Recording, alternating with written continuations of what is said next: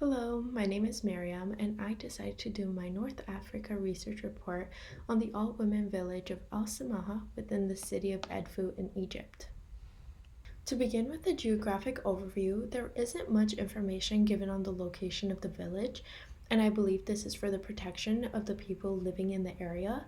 So rather, I provided two maps to give a visual of the relative and absolute locations of the city it's located in.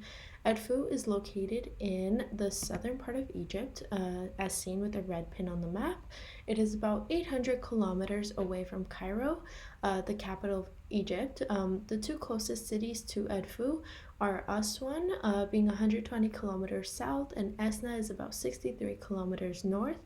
The second map is of the city itself. Edfu is primarily known for its preserved Ptolemaic temple of Horus, and it takes up a majority of the western side. Here I have attached two more pictures. The top one is a photo of the Temple of Horus, and the bottom one is a view of Edfu from the Nile River. Moving on to the actual village, the Egyptian Ministry of Agriculture and World Food Program made this a project in 1998 to create a place of sanctuary for women who were divorced, widowed, domestically abused, or orphaned. Majority of the time, they also had to bring their children along with them. At the time, this was the only agency who looked forward to helping and empowering women, so it gained a lot of interest from those in need of help. They provided 1,887 acres for the village, but individually gave a house, 6 acres of land, and some farm animals that would allow the women to work and create an income. This land is also protected by police cars to keep away from gang activities such as kidnappings and killings, and there's some medical care and education. The perspective of who I wrote my report in is Nazira Mustafa, a 50-year-old woman who moved into the village in 2001 with her two sons after a divorce. She could not find a source of income in the city she had previously lived in, and with the inflation on essential items and the crowded streets being too dangerous for children to grow up without a father, she decided to move to Al Samaha. In the village, she started to breed hen and had goats, so she sold and traded any available poultry or meat for either money or food. So you may be wondering what the daily life looks like for an average woman living here. Every day usually consists of the same activities, from sunrise to sunset, sometimes even beyond. They cook, clean, and work. The children go to school, and the younger ones usually stay behind to help their mothers with work.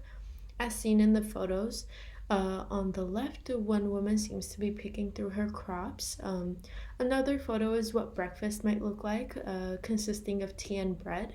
The last photo is a mother who is washing household items outside in front of her home as her children are around her.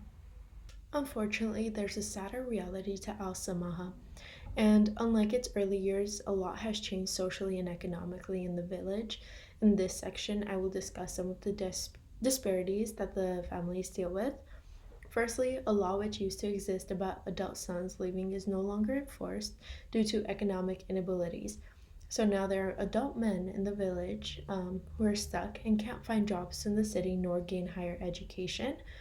Secondly, new families moving in are no longer donated homes and have to sell all of their belongings to purchase a home in the village.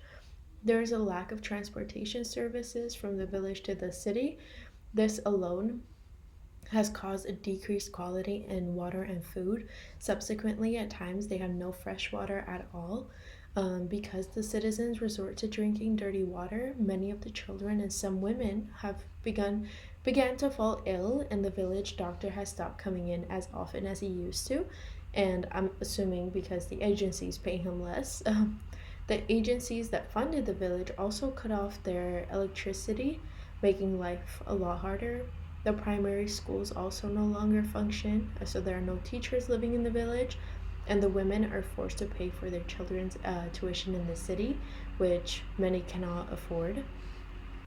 The most current news about how to solve the problems in the village involve with the Ministry of Agriculture and World Food Program promising that the situation will get better over time, but as of now, there are no reported changes. Well, that's all for my research on Al Samaha. Hope you enjoyed and learned a thing or two. Bye!